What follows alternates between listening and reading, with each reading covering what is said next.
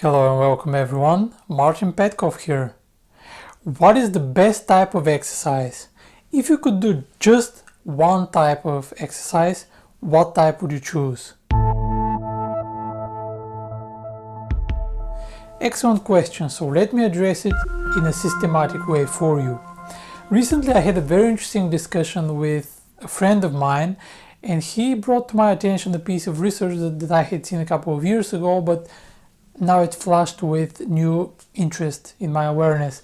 And that was about a study investigating the effect of different types of exercise on longevity.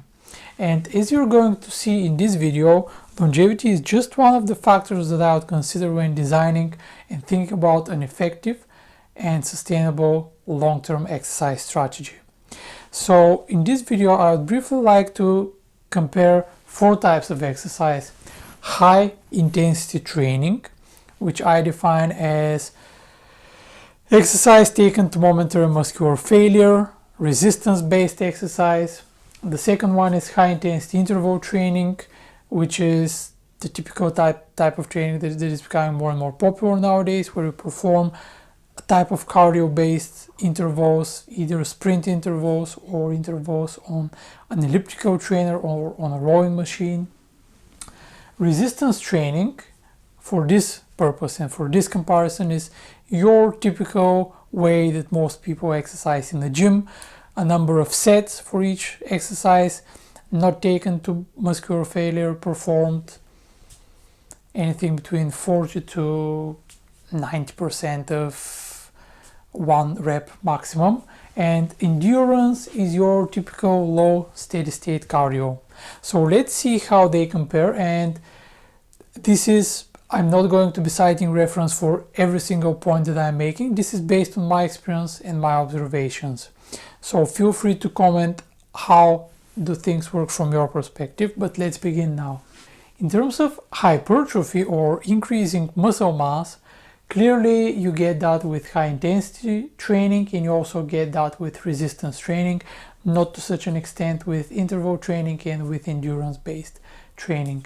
Strength gains, certainly they come with HIIT, they come with resistance training, and not so much with the other two modalities. Now in terms of efficiency, you can get a very high quality workout in anything between 12 to 20 minutes with HIIT, and also you can get the same thing similarly with high intensity interval training. That's just purely in terms of efficiency. And certainly you get cardio improvement with all of these types of exercise, and that has been extensively researched and documented in various studies. In terms of the systemic effects, you certainly get stimulation throughout the whole body and all its organs with HIIT, and you also tend to get that with interval training as well, and with resistance exercise too. With endurance training, I think the jury is out there. Sometimes the intensity is not high enough to optimally and sufficiently stimulate all the processes and functions and organs of the body. In terms of flexibility, both of them are flexible if you have the right knowledge. HIIT training you can do using your own body weight anywhere. Same with interval training. If you don't have the opportunity to do sprinting or elliptical or rowing machine that I mentioned, you can simply alternate burpees with periods of rest or jumping jacks and periods of rest, and you will still be able to get these intervals. Same with resistance training, you can perform bodyweight exercises. And endurance, you can go out and have a brief run, you can do slow jumping ropes, and you can perform an endurance workout even in the indoors. When it comes to safety, I'm going to argue that HIIT is definitely the safest. Why? Because with HIIT training there is very little inertia, very little acceleration going through your joints as you're moving the weight very slowly in a controlled fashion.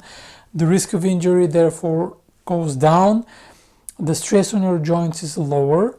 This is not the case with most interval training, where you have a period of very high intensity where the movement isn't going to be optimally controlled, like sprinting for example. The risk of pulling a muscle is higher. With resistance training, especially if you're using weights, there is also that risk, especially when you approach weights above your, let's say, 80 to 85% of your 1 rep maximum, then simply the weight is so high that you wouldn't be able to make it a perfectly controlled movement. Naturally, the risk of injury increases. And with the endurance type of exercise, I don't think that is safe, simply because it leaves you predisposed to repetitive strain injury. The number of people that I've treated as a therapist who have suffered some sort of injury because of regular jogging is great. So it's not something that I would recommend over the long term. And then we go into the question of sustainability. I just covered that for endurance. I wouldn't recommend it. I don't think it's sustainable to be traumatizing your body in a gentle way over and over again. I don't think that's natural either. With resistance training, interval training, and HIIT training, yes, I think these can be performed in a sustainable way. When it comes to the longevity benefits, and now we're coming to the study that my friend brought to my attention once again, that particular study showed that interval training and endurance type or cardio, your typical cardio type of training, were promoting longevity via a mechanism of modulating the telomeres of different cells and also by promoting heart health. That particular study, I think one of the limitations was that it didn't look at HIIT training. That's just high intensity training with resistance. I'm almost sure that I would have seen similar longevity improvements with HIIT, with the added benefits that you also get the hypertrophy and strength gains from it that you wouldn't otherwise get from interval training and from endurance training.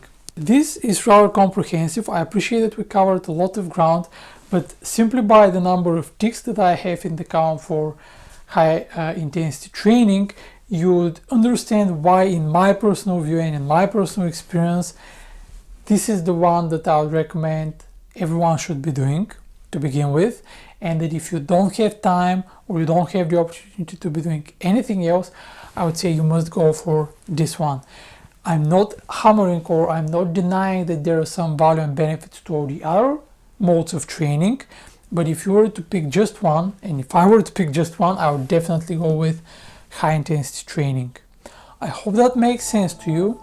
Make sure you subscribe so that you stay up to date. If you have any comments or questions, please do get in touch and let me know.